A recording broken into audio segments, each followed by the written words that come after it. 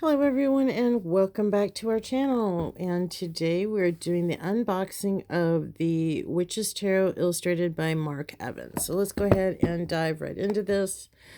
This is a 78 card deck, 312 page book. It is produced by, who is this produced by? I don't even know. That's Dugan, Mark Evans, Instagram. Oh, Llewellyn. All right, so let's go ahead and get into this thing if we can. Alright,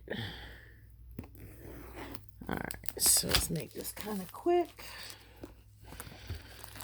I'm not a big fan of unboxings, but sometimes it's just fun to see what you get. Alright, very heavy, sturdy box, which is nice. It's a fold out. Alright, so we've got the... Oh man, this is like a novel. This thing is huge. Alright. And then let's get right into the cards. Okay, so get my handy dandy scissors out again. Let's see if I can do this without messing up the cards. All right. Okay, let's get these open.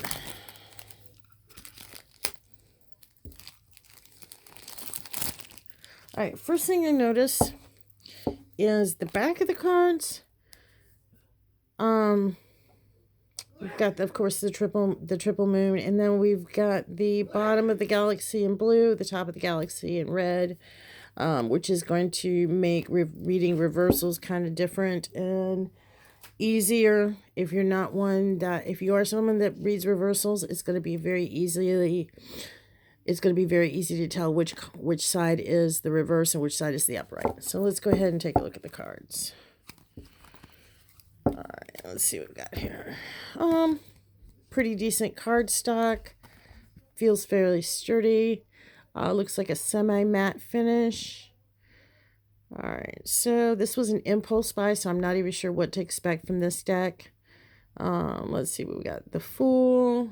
So it looks like the upright is in the red, and the bottom reversal side would be the blue.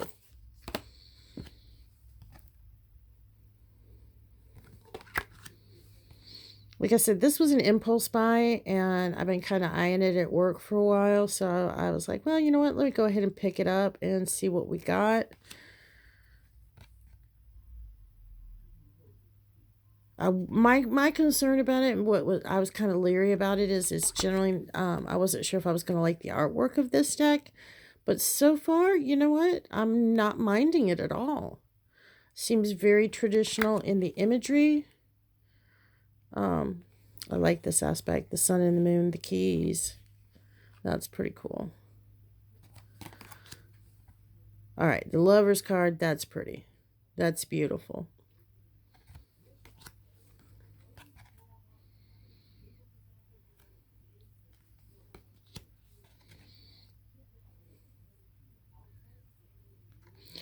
That is really kind of nice. I like the feel of the woman who has conquered her strength, who has conquered the lion, who has made peace. So I'm liking that. Okay, the Hermit's very nice.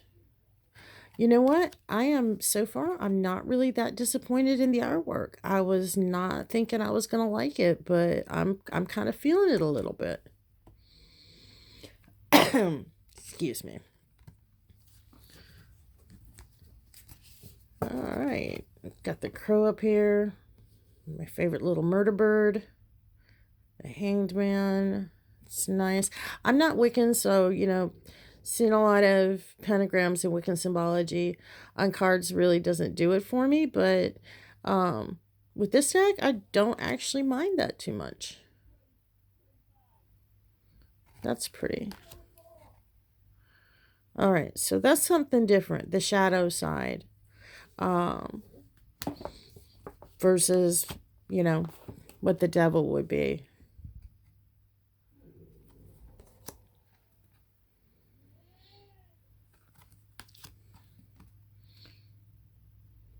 Very much traditional imagery in the star.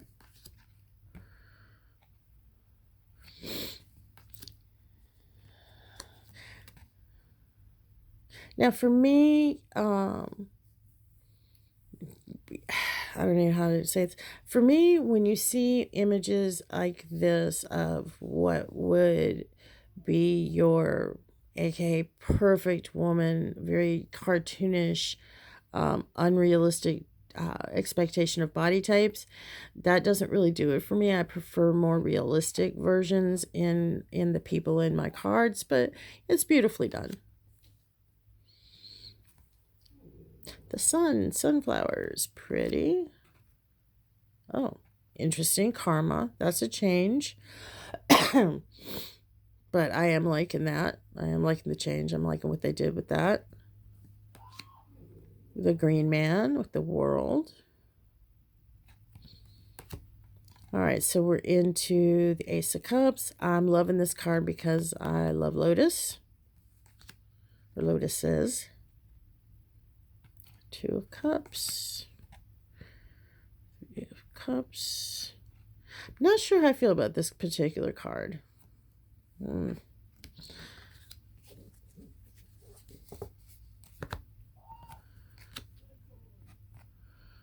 Little Mermaid.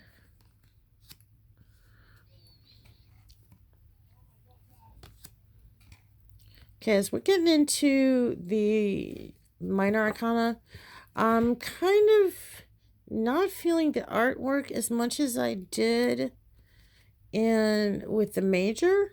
I'm not sure why. Maybe it's kind of like that whole 3D effect that I'm not feeling. I think that's what you would call like the 3D effect. Now that's a pretty card.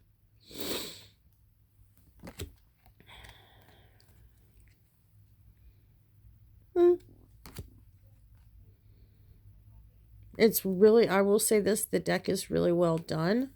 Llewellyn is one of those publishers that you never generally have an issue with their cardstock. This deck is pretty, really good size for shuffling. It fits in your hand really nice. Okay, so let's hop into swords. That I like. That's beautiful. Oops. I just dropped a shit ton of cards. I like that.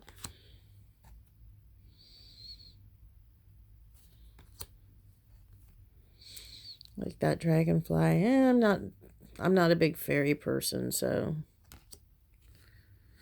I said most of what I'm disliking or not feeling about this deck is more of my own personal style as far as art. I cannot fault the artist in any way, shape, or form. He or she has done an amazing job with this deck. So for me, this is more just personally what I'm vibing with. That's a beautiful card. Very heavy. Another one that's really well done.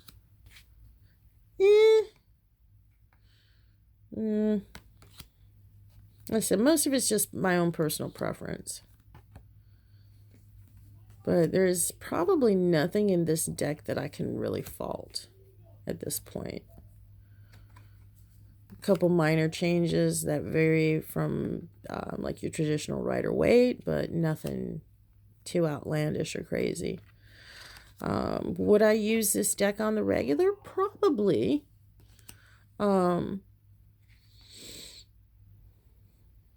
Yeah, I would probably use it for an occasional reading.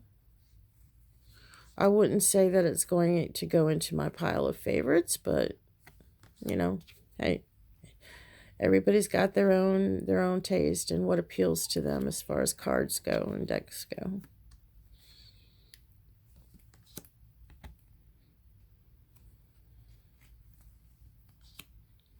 Okay.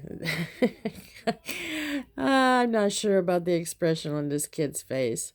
I'm not sure if he's saying hi or if he's saying what the fuck. I'm sorry. The expression on this card is just funny to me. Well,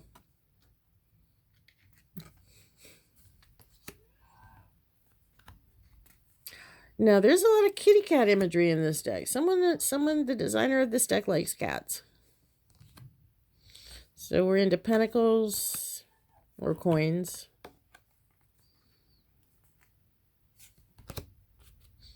This actually, with the stained glass, is very reminiscent of a Ciro Marchetti card. That's what this reminds me of.